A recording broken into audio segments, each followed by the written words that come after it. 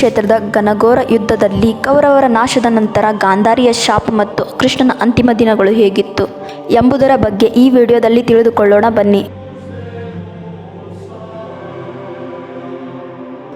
ಮಾನವ ಕುಲವನ್ನೇ ನಾಶ ಮಾಡುವ ಹಂತ ತಲುಪಿದ ಮಹಾಯುದ್ಧದ ನಂತರ ಕುರುಕ್ಷೇತ್ರವು ಮೌನವಾಗಿತ್ತು. ಹಾಗೆಯೇ ಯುದ್ಧವೂ ಕೊನೆಗೊಂಡಿತ್ತು. ಆದರೆ ಯುದ್ಧದಿಂದ ಹಾನಿಗೊಳಗಾದ ಕ್ಷೇತ್ರವು ರಾಜಮನೆತನದವರು ಮತ್ತು ಸಾಮಾನ್ಯ ಜನರ ದೇಹಗಳಿಂದ ತುಂಬಿತ್ತು. ಪಾಂಡವರು ವಿಜಯಶಾಲಿಗಳಾಗಿದ್ದರೂ ಸಂತೋಷಪಡಲಿಲ್ಲ.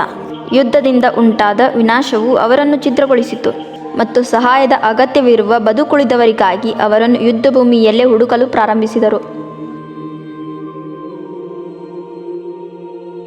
ಅವಶೇಷಗಳ ನಡುವೆ ಗಾಂಧಾರಿಯು ತನ್ನ ಹಿರಿಯ ಮಗನಾದ ದುರ್ಯೋಧನನ ನಿರ್ಜೀವ ದೇಹದ ಮೇಲೆ ಬಾಗಿ ಕಣ್ಣೀರು ನಿರಂತರವಾಗಿ ಹರಿಯುತ್ತಿತ್ತು.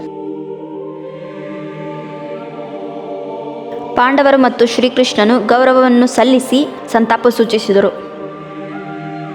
ಇದಾದ ನಂತರ ಗಾಂಧಾರಿ ಸಂಜಯನ ಸಹಾಯದಿಂದ ಕೃಷ್ಣನ ಬಳಿಗೆ ಹೋದಳು. ಕೋಪ ಮತ್ತು ದುಃಖದಿಂದ ಕೂಡಿದ ಅವಳ ಧ್ವನಿಯು ಕೃಷ್ಣನ ದೈವಿಕ ಇಚ್ಛೆಯನ್ನು ಪ್ರಶ್ನಿಸಿತು. ನಿನ್ನ ದೈವಿಕ ಶಕ್ತಿಯಿಂದ ಈ ಯುದ್ಧವನ್ನು ತಪ್ಪಿಸಲು ನಿನಗೆ ಸಾಧ್ಯವಾಗಲಿಲ್ಲವೇ ಎಂದು ಅವಳು ಕೇಳಿದಳು. ನನ್ನ ಅಚಲ ಭಕ್ತಿಯ ಹೊರತಾಗಿಯೂ ನೀನು ನನ್ನ 100 ಮಕ್ಕಳನ್ನು ಉಳಿಸಲಿಲ್ಲ. ಆಗ ಶ್ರೀಕೃಷ್ಣನು ಸೌಮ್ಯವಾದ ನಗುವನ್ನು ಬೀರುತ್ತಾ ಪ್ರತಿಕ್ರಿಯಿಸಿದನು. ಅದು ಗಾಂಧಾರಿಯ ಕೋಪವನ್ನು ಮತ್ತಷ್ಟು ಹೆಚ್ಚಿಸಿ, ಇಂದಿನಿಂದ 36 ವರ್ಷಗಳಲ್ಲಿ ನೀನು ಸಾಯಲಿ, ದ್ವಾರಕ ಸಮುದ್ರದಲ್ಲಿ ಮುಳುಗಲಿ, ನಿನ್ನ ಯಾದವ ಕುಲವೇ ನಾಶವಾಗಲಿ ಎಂದು ಘೋರವಾಗಿ ಶಾಪವನ್ನಿಟ್ಟಳು. ಗಾಂಧಾರಿ ಶಾಪವನ್ನು ಉಚ್ಚರಿಸಿದ ನಂತರ ದುಃಖದಿಂದ ದಣಿದಳು.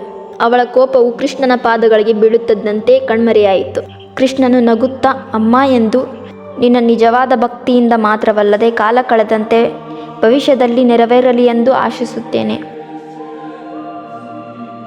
ಈ ಮಾತುಗಳಿಂದ ಪಾಂಡವರು ದಿಗ್ಭ್ರಮೆಗೊಂಡರು. ಕಾಲ ಕಳೆದಂತೆ ಯುಧಿಷ್ಠಿರ ಹಸ್ತಿನಾಪುರದ ರಾಜನಾಗಿ ಪಟ್ಟಾಭಿಷೇಕ ಮಾಡಿದ ನಂತರ ಕೃಷ್ಣನು ದ್ವಾರಕಾದ ಭವ್ಯ ದೀಪ ರಾಜ್ಯವನ್ನು ಆಳಲು ಮರಳಿದನು. ಕೆಲವು ದಿನಗಳ ನಂತರ ಗಾಂಧಾರಿಯ ಶಾಪವು ಆಕಾರವನ್ನು ಪಡೆಯಲು ಆರಂಭಿಸಿತು. ಒಮ್ಮೆ ಸದ್ಗುಣಶೀಲ ಮತ್ತು ಶಿಸ್ತುಬದ್ಧರಾಗಿದ್ದ ಯಾದವರು ದುರಹಂಕಾರಿಗಳಾದರು. ಒಬ್ಬರನ್ನೊಬ್ಬರು ಕೊಂದು ನೈತಿಕತೆ ಮತ್ತು ನಮ್ರತೆಯ ಪ್ರಜ್ಞೆಯನ್ನು ಕಳೆದುಕೊಂಡು ನಾಶವಾದರು. ಕೃಷ್ಣನ ಮುಂದೆಯೇ ದ್ವಾರಕ ಮುಳುಗಿ ಹೋಯಿತು.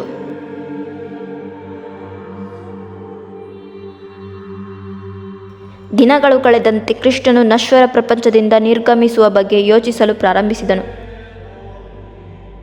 ದುರ್ವಾಸ ಋಷಿಯು ಒಮ್ಮೆ ಕೃಷ್ಣನ ಸಾವು ಅವನ ಪಾದಗಳಿಂದ ಬರುತ್ತದೆ ಎಂದು ಮೊದಲೇ ಹೇಳಿದ್ದ.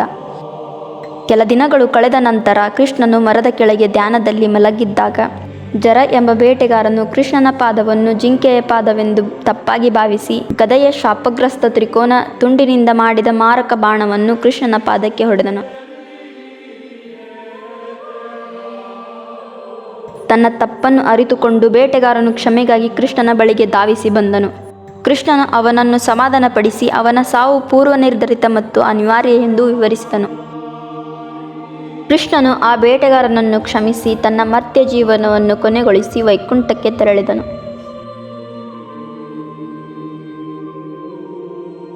ಇದರೊಂದಿಗೆ ದ್ವಾಪರ ಯುಗ ಅಂತ್ಯವಾಗಿ ಕಲಿಯುಗ ಆರಂಭವಾಯಿತು. ಇಂತಹ ವಿಡಿಯೋಗಳಿಗಾಗಿ ಶೌರ್ಯ ಚಾನಲನ್ನು ಸಬ್ಸ್ಕ್ರೈಬ್ ಮಾಡಿ ಪ್ರೋತ್ಸಾಹಿಸಿ.